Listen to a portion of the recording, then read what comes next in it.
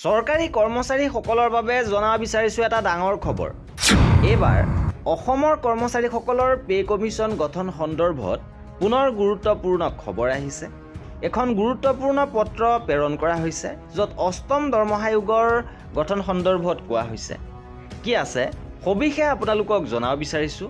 ভিডিঅ'টো প্ৰথমৰ পৰা শেষলৈকে চাই থাকিব। শেহতীয়াভাৱে বিদ্যালয় শিক্ষা বিভাগৰ সচিবৰ পৰা বিত্ত বিভাগৰ ফাইনেন্স PRU ডিপাৰ্টমেণ্টৰ ডেপুটি ছেক্ৰেটেৰীলৈ এই পত্ৰখন প্ৰেৰণ কৰিছে, য'ত অষ্টম দৰমহা আয়োগৰ সৈতে জড়িত প্ৰতিনিধিত্বৰ ফৰৱাৰ্ডিং সম্পৰ্কে উল্লেখ কৰা হৈছে। ওপৰৰ কথাখিনি উল্লেখ কৰি অষ্টম পে কমিশ্যনৰ সৈতে জড়িত 8খনকৈ আবেদনৰ তলত দিয়া ধৰণে প্ৰয়োজনীয় ব্যৱস্থা গ্ৰহণৰ দিশত আপোনাৰ সপক্ষে আগবঢ়াবলৈ নিৰ্দেশ দিয়া হৈছে। ইয়াত প্ৰথমত আছে PM শ্ৰী বীৰজোৰা বালিকা HS স্কুল বঙাইগাঁৱৰ দ্বাৰা দাখিল কৰা পত্ৰ 13/11/2025।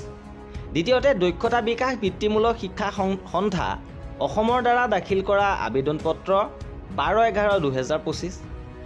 তৃতীয়তে চৰাইদেউৰ স্নাতক শিক্ষক জুলি বৰগোহাঁই বৰুৱাই দাখিল কৰা পত্ৰ 6/11/2025।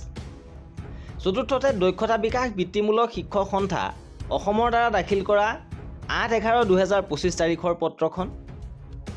লগতে চিঠি 14/11/2025 তাৰিখে নগাঁৱৰ পশ্চিম ননৈ হাইস্কুল AT শ্ৰী বীৰেণ শইকীয়াৰ দাখিল কৰা পত্ৰ।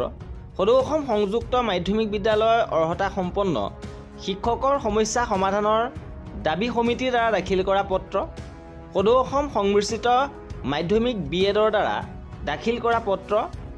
সদৌ অসম উন্নীতকৃত HS স্কুল স্নাতকোত্তৰ শিক্ষক সন্থাই দাখিল কৰা পত্ৰ।